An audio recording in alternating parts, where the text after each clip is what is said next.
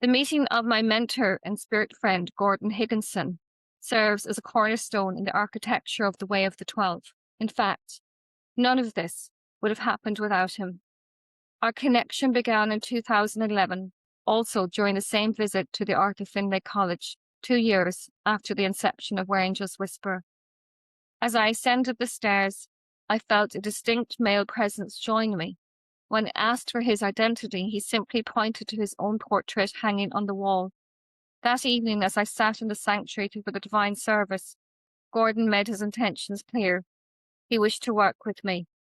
Though I was not yet a developed trance medium, having been mentored primarily from the spirit side by Doris Stokes for platform work, I knew Gordon meant business when he arranged for me to sing for the congregation while I was there. It took several more years for our partnership to fully crystallize, but by 2016, he was firmly parked beside me during every trance demonstration, refining my craft. In a profound revelation during our direct conversations, Gordon shared a sacred role reversal.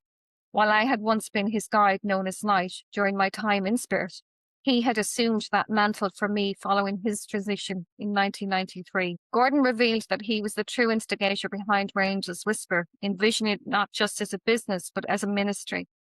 Though it remains a work in progress, he has stayed quietly at the helm for close to 2 decades, waiting for me to bring his vision to fruition.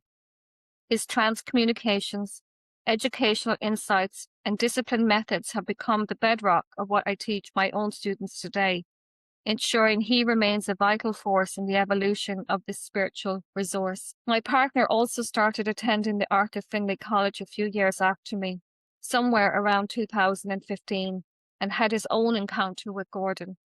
While a silent participant in my work now, he supports the project full-heartedly.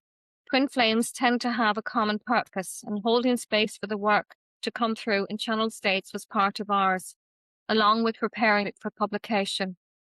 One of Gordon's visions for the work is to share it amongst the spiritual churches and communities in the UK, Ireland, America, and beyond. Buildings are more than physical structures. They are living vessels that hold the energetic resonance of every soul that passes through them. History literally builds from the ground up, soaking into the foundation and rising through the walls, where unresolved trauma and unreleased emotions become etched into the very bricks and mortar. Over the years, I have walked to the gates of Catholic cathedrals, Protestant chapels, mosques, and SNU churches. The shift in atmosphere is often immediate. While some spaces feel radiant and light, others feel like wading through a heavy swamp of stagnant mud, the byproduct of centuries of visitors leaving their pain and grief behind at the altar without it being cleared, amongst hostile historical takeovers in the past. In our channelings, Gordon revealed that a core part of the purpose of Twin Flames is to assist these structures in recalibrating their frequencies, essentially teaching these sacred spaces how to clear their own energetic slate.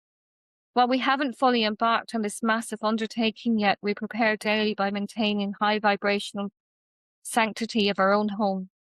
Gordon's foresight also extended to the leadership of the SNU. He spoke of a future president who would face the daunting task of dismantling the challenges of the past. Though her arrival would meet both welcome and resistance, he assured us that the spirit world stood firmly behind her. True to his word, this shift manifested in 2022, the year the world underwent a massive vibrational shift, marking the beginning of a necessary era, whereas Gordon so clearly put it, the spirit had to be put back into spirit.